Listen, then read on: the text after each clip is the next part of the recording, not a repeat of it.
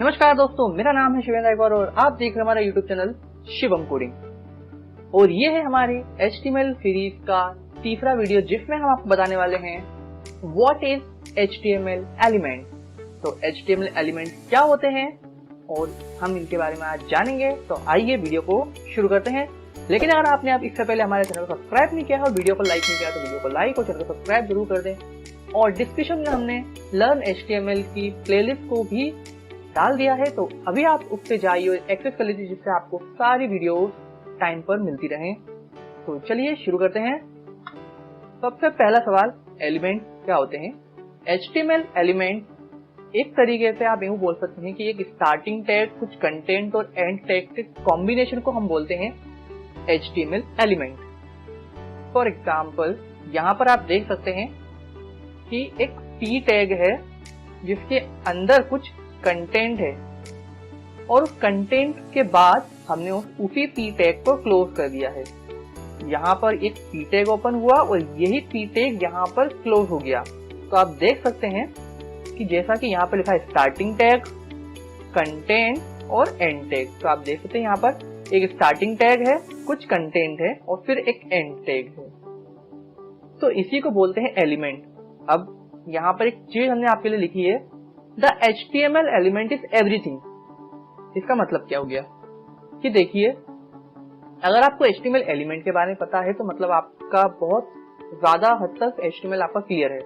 ऐसा क्यों? क्योंकि हर एक चीज जो भी हम HTML के अंदर कोड करते हैं, लिखते हैं, वो एलिमेंट से ही बनी है। जैसे कि आपको याद होगा, इससे पहले हमने आपको वीडियो में बताया था HTML का बेसिक स्ट्रक्चर, जो बॉयलर प्लेट हमने आपको बताई थी। उसमें क्या था, एक HTML का टैग था, इसके बाद ये ओपनिंग टैग है, आप देख सकते हैं स्टार्टिंग टैग, फिर कुछ कंटेंट था। वो कुछ कंटेंट क्या था, सबसे पहले हेड, टाइटल, फिर हेड क्लोज, फिर बॉडी में कुछ कंटेंट था, फिर बॉडी क्लोज और फाइनली हमारा HTML भी क्लोज हो गया था। तो आप यहाँ पर देखिए क्या हुआ है, एक स्टार्टिंग टैग है, एक एंड टैग है और कुछ कंटेंट है। मतलब हमने पहले ही दिन HTML एलिमेंट का सबसे पहला जो पॉइंट था वो पढ़ लिया था। अब HTML का जो हमारा एलिमेंट होता है उसका सिंटेक्स क्या है, अब मुझे बताने की जरूरत तो नहीं है, लेकिन फिर भी एक टैग होता है, उसके अंदर कुछ कंटेंट होता है और फिर वो टैग होता है क्लोज। और इस तरीके से हमारा एक पूरा HTML एलिमेंट जो है वो तैयार हो जाता है। अब कुछ एग्जाम्पल की बात करते हैं। तो आपको याद होगा, हमने पिछली वीडियो में आपको बताया था, हमने HTML का पहला जो प्रोग्राम हमने बनाया था उसमें हमने आपको बताया था H1 टैग और पैराग्राफ टैग या P टैग के बारे में। हमने आपको ज्यादा डिटेल में नहीं बताया क्योंकि हम उसके लिए एक अलग से वीडियो लाने वाले हैं जिसमें हम आपको पूरी डिटेल में बताएंगे कि H1 टैग क्या होता है और कैसे इसका यूज होता है और P टैग कैसे यूज में आता है।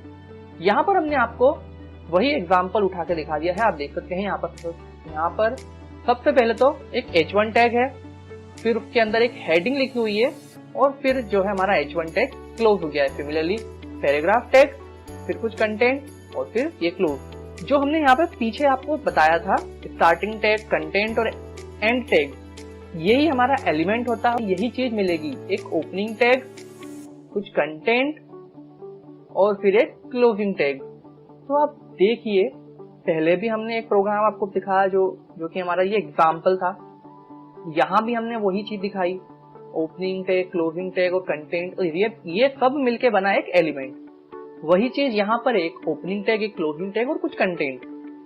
अब यहाँ पर आते हैं, वही एग्जाम्पल हमने दोबारा से लिखा, ये देखिए, और ये हमारा पैराग्राफ टैग। लेकिन इन दोनों में आप देखिए ओपनिंग टैग भी है, क्लोजिंग टैग भी है और कुछ कंटेंट भी है, पर यहाँ पर एक टैग ऐसा है जो ओपन तो हो रहा है पर कुछ कंटेंट भी नहीं है उसके पास और ना ही इसका एंड टैग है। तो हम इस टैग को भी आगे आने वीडियो में डिस्कस करेंगे।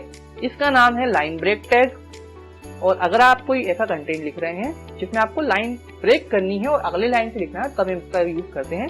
और ये एक एम्प्टी टैग होता है, यानी कि कोई क्लोजिंग की जरूरत नहीं होती है।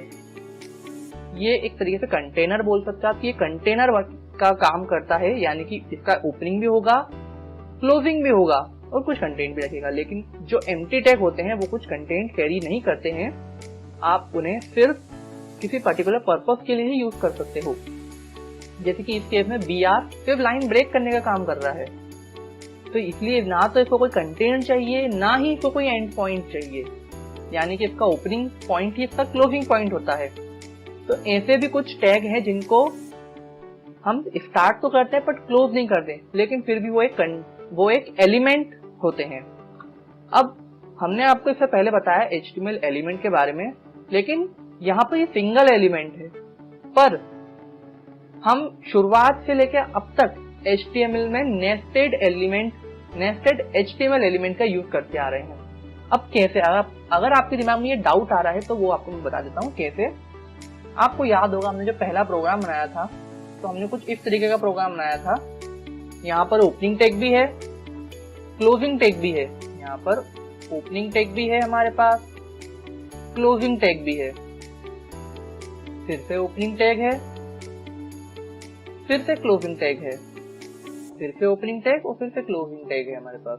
अब देखिए पूरे जो हमारा प्रोग्राम है वो ओपनिंग और क्लोजिंग टैग और उसके बीच में कुछ कंटेंट। अब जैसे HTML का ओपनिंग हो रहा है, क्लोजिंग हो रहा है, तो उसके लिए कंटेंट क्या है?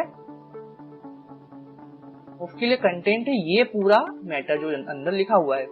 सिमिलरली हेड के लिए कंटेंट है टाइटल, टाइटल के लिए कंटेंट है जो टाइटल में लिखा होगा। फिर बॉडी के लिए कंटेंट है जो बॉडी के अंदर लिखा, बॉडी के अंदर जो चीज लिखी है उसके लिए कंटेंट है उस एलिमेंट, उस टैग के अंदर जो लिखा हुआ है। तो हमने पहले ही दिन से नेस्टेड HTML एलिमेंट को ही पढ़ा था, बट HTML एलिमेंट अगर हम बात करते हैं तो HTML के अंदर हर एक डॉक्यूमेंट जो भी HTML में लिखा है वो नेस्टेड HTML एलिमेंट के अंदर ही लिखा गया है। आप ये नहीं बोल सकते हैं कि मैंने नेस्टेड HTML एलिमेंट तो यूज ही नहीं किया अपने डॉक्यूमेंट के अंदर, बिना इसके तो आप HTML का डॉक्यूमेंट बना ही नहीं सकते हो। तो nested HTML element by default हम HTML के अंदर यूज करते हैं। ये एक एग्जांपल है नेस्टेड HTML एलिमेंट का। आपको याद होगा ये वही प्रोग्राम है जो हमने अपने सेकंड वीडियो में बताया था। सबसे पहले तो हमारा HTML एलिमेंट ओपन हो रहा है जिसकी एक क्लोजिंग है, फिर हमारा बॉडी। अब आप सोचेंगे इसके अंदर हमने हेड और टाइटल का यूज क्यों नहीं किया? तो आप अपने HTML डॉक्यूमेंट के अंदर हेड और टाइटल का यूज ना भी करें तब भी आपको प्रोग्राम रन करता है, लेकिन अच्छी प्रैक्टिस ये है कि आप उसका यूज करें, क्योंकि जब आप आगे फ्यूचर में जब HTML के अंदर डेवलपमेंट करेंगे, आप अपनी वेबसाइट को बनाएंगे, उसके अंदर CSS और JS जैसी फाइल को ऐड करना चाहेंगे, तो आपको वहां पर काफी सारी प्रॉब्लम आएंगी। तब आपको हेड और टाइटल जैसी चीजों की जरूरत बहुत ज्यादा पड़ेगी। तो अगर आप हेड और टाइटल का यूज ना भी करें एक छोटे से प्रोग्राम के लिए तो भी वो चल जाएगा, बट आपको यूज करना चाहिए। फिलहाल हम यहाँ पर इस तरीके से लिख देते हैं। यहाँ पर आप देख सकते हैं हेड भी ओपन होकर क्लोज हो गया है, टाइटल भी ओपन होकर क्लोज हो गया है, और हमारी जो बॉडी का टैग था वो भी ओपन होकर क्लोज हो गया है। पैराग्राफ का और हेडिंग का टैग भी यहाँ पर क्लोज हो रहा है। तो मतलब कि हर टैग अपने अंदर जो भी कंटेंट रख रहा है, अगर वो कंटेंट कोई टैग है, मतलब टैग के अंदर कोई टैग है, तो वो टैग भी कोई एलिमेंट, मतलब कोई डेटा स्टोर कर रहा है, वो कंटेंट स्टोर कर रहा है। जैसे कि इस केस में है HTML के अंदर बॉडी है, बॉडी के अंदर H1 और पैराग्राफ टैग है, और फिर वो दोनों टैग भी क्लोज हो रहे हैं, बॉडी भी क्लोज हो रही है और HTML भी क्लोज हो रहा है। तो इस तरीके से एक नेस्टेड HTML एलिमेंट भी बनता है जो कि हम अभी तक यूज करते आ रहे हैं। तो ये वीडियो यहीं पे खत्म होती है, और आपको वीडियो कैसा लगा हमें कमेंट करके जरूर बताएं, अपने सजेशन जरूर दें हमें, ताकि हमें पता चले कि आपको हमारी वीडियो कैसी लग रही है। और अब मिलेंगे अगली वीडियो में, तब तक के लिए दीजिए इजाजत। जय हिंद, जय भारत।